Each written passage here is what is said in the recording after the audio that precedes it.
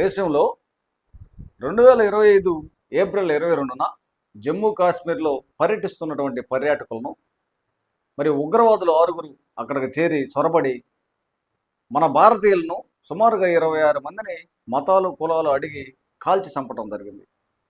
ఈ సంఘటన ప్రపంచవ్యాప్తంగా మరి సంచలనం అవడం జరిగింది.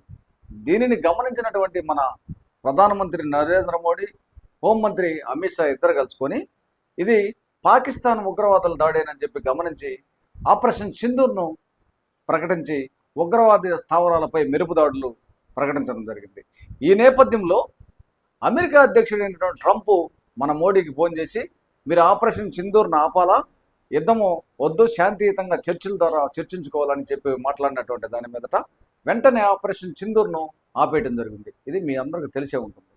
వాస్తవంగా మన దేశంలో, మన రాష్ట్రంలో, మన ఇళ్లలో మనం నివసించేటప్పుడు ఉగ్రవాదులు పక్క దేశాల నుంచి వచ్చి మనల్ని దారుణంగా దుర్మార్గంగా కాల్చి చంపినటువంటి దుర్ఘటన విషయంలో కూడా 140 కోట్ల మంది భారతీయుల ఆత్మగౌరవాన్ని మరి ట్రంప్ దగ్గర తాకట్టు పెట్టి మనకు రక్షణ కల్పించలేనటువంటి స్థితిలో ఉన్నటువంటి మోడీ, ఆ తర్వాత అమిత్ షా గమనించండి.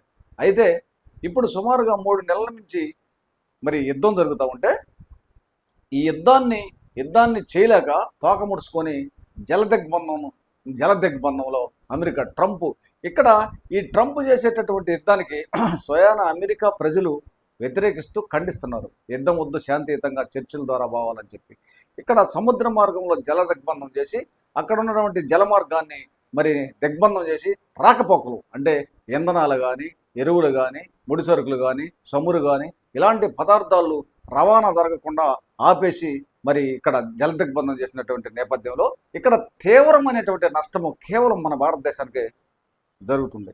కాబట్టి ఇలాంటి సందర్భంలో ఇక్కడ మన ప్రధాని మోడీ ట్రంప్కు ఫోన్ చేసి మాట్లాడాలి.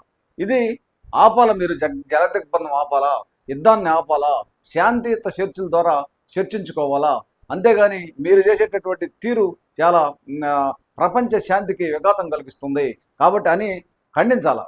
ఇది ఏమీ ఖండించాలా. ఇలా ఖండించకుండా మన దేశ ప్రజలకు 9 వాగ్దానాలు ఇస్తాడు. మీరు ఆ ఎరువులు తగ్గించండి, ఆ పెట్రోల్ డీజిల్ తగ్గించండి, ఆ తర్వాత విదేశాలకు వెళ్ళేటటువంటి వారు తగ్గించండి, ఆ తర్వాత బంగారం కొనగాకండి, రకరకాలమైనటువంటి మీరు తినేటటువంటి పదార్థాలు తగ్గించుకున్నని చెప్పి మన దేశ ప్రజలకు ఇది పోను భవిష్యత్తులో ఆహార కొరత ఏర్పడుతుంది. రైతులు కానీ, ప్రజలు కానీ, కార్మికులు కానీ అల్లు రామచంద్రాన్ని అల్లాడిపోతారు.